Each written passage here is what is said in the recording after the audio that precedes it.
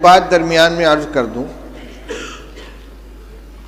مولانا سعد صاحب نے بھوپال میں تقریر کی ہے کہ دعوت اور تعلیم دونوں سنت کے راستے سے ہٹ گئے ہیں، اور مثال اور دعویٰ کیا کیا ہے کہ صحابہ کرام رضی اللہ تعالیٰ عنہ خود رسول اللہ صلی اللہ علیہ وسلم کے گھر کا انتظام کرتے تھے کہ سب سے پہلے تعلیم اور تعلم وہ ذاتی خرچ سے ہٹ گیا ہے،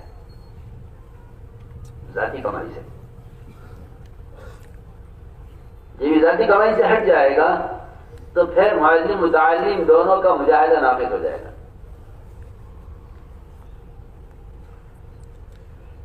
اس لیے صحابہ کرام کا معمول یہ تھا کہ وہ جنگل سے بڑے کاٹتے تھے، ان کے گٹھڑ بناتے، انہیں چولہے میں جانے کے قابل چھوٹے چھوٹے ٹکڑے بناتے، ان کو لا کے شہر میں بیچتے، ان سے جو آمدنی ہوتی اس آمدنی سے بکری خرید کر ازواج مطہرات کے 11 گھروں میں تازہ گوشت پہنچایا کرتے تھے۔ یہ طلبہ کا کام تھا۔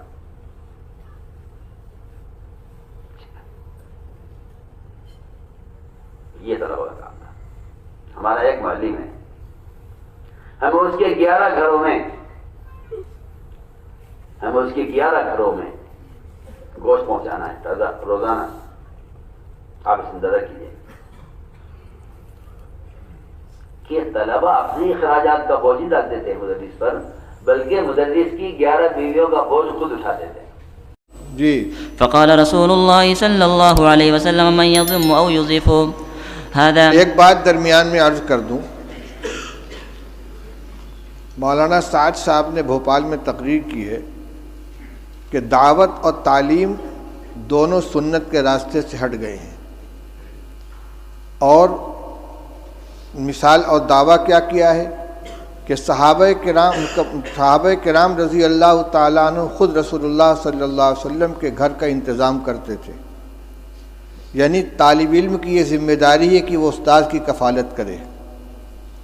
کہتے ہیں کہ صحابہ جنگل جاتے تھے، لکڑیاں کاٹ کے لاتے تھے، اس کو جلانے کے قابل بنا کر فروخت کرتے تھے، اور رسول اللہ صلی اللہ علیہ وسلم کے 9 گھروں کے اندر تازہ بکری کا گوشت روزانہ پہنچاتے تھے۔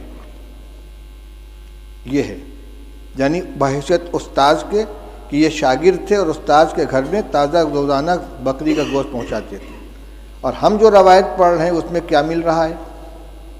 اس میں یہ حضرت عائشہ رضی اللہ عنہ فرماتی ہیں کہ ایک چاند نکلتا تھا، دوسرا چاند نکلتا تھا، اور تیسرا چاند نکلتا تھا، اور رسول اللہ صلی اللہ علیہ وسلم گھروں میں آگ نہیں جلتی تھی۔ اور یہاں آ رہا ہے کہ 9 گھروں میں حضور صلی اللہ علیہ وسلم نے آدمی بھیجا ہے، اور سب جگہ سے جواب کیا آ رہا ہے؟ ما معنا الا الماء، ہمارے پاس پانی کے علاوہ کچھ نہیں ہے۔ یہ کیا حدیث کی تحریف نہیں ہے؟ یہ ازواج مطہرات کے بارے میں جو بات کہی جا رہی ہے صحابہ کے بارے میں کہ روزانہ ان کے یہاں بکری کا تازہ گوشت صحابہ کرام پہنچاتے تھے، اور آج طلبہ کو کھانا مطبخ سے دیا جا رہا ہے اور اساتذہ کو تنخواہ دی جا رہی ہے، لہذا تعلیم سنت کے راستے سے ہٹ گئی ہے۔ یہ کیا مذاق ہو رہا ہے؟ یہ جتنے مدارس چل رہے ہیں، جتنے اکابر نے مدارس قائم کیے ہیں، تعلیم گاہوں کا انتظام کیا ہے، اصحاب صفہ نہیں تھے جن کے لیے صحابہ کرام رضی اللہ تعالیٰ عنہ لا کے انگور کے خوشے لٹکا دیا کرتے تھے، اور انگور اور کھجور کے خوشے لٹکا دیا کرتے تھے، اور ان کو اسی سے کھانا دیا جاتا تھا۔ وہ روایت نہیں آئی کہ رسول اللہ صلی اللہ علیہ وسلم مہمانوں کو حوالے کرتے تھے کہ بھئی اتنے کو کون کھلائے گا، جس کے گھر میں 2 آدمی کا کھانا اور تیسرے کو کھلائے، جس کے یہاں 4 وہ 5ویں کو کھلائے۔ صدیق اکبر اتنے آدمی کو لے کر گئے، فلاں اتنے آدمی کو لے کر گئے۔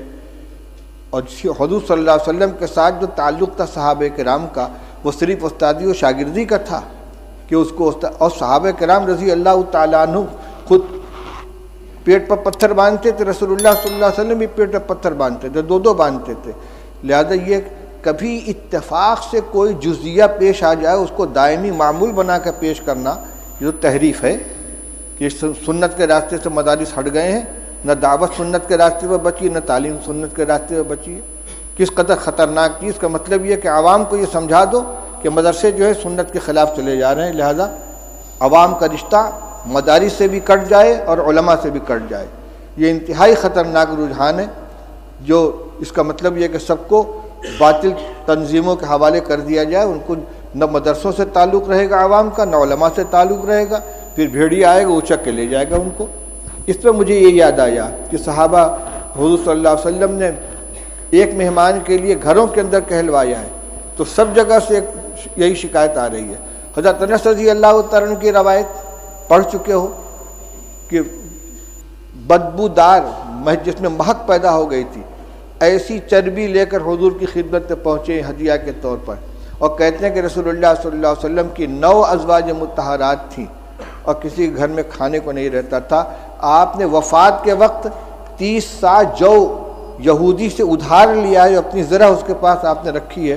کس زمانے میں یہ گوشت دیا جاتا تھا بھائی کہ وفات کے وقت حضرت عائشہ حضرت رسول کریم صلی اللہ علیہ وسلم مقروض تھے یہودی کے اور غلہ تھا۔ حضرت عائشہ رضی اللہ عنہ کی روایت پڑھ چکے ہو کہ آدھا وسق جو تھا میرے پاس، رف پہ رکھا ہوا تھا، اس میں سے میں کھایا کرتی تھی، ایک دفعہ تول دیا تو سب ختم ہو گیا۔ یہ جو کو کھایا جا رہا ہے پکا پکا کے، اور یہ تازہ گوشت روزانہ پہنچا رہے ہیں۔ افسوس ہوتا ہے اس طرح کی حرکتوں کے اوپر۔ چلو پڑھو روایت۔ آگے بڑھنے سے پہلے آپ سے درخواست ہے کہ چینل کو سبسکرائب کریں اور بیل کے نشان کو دبا دیں۔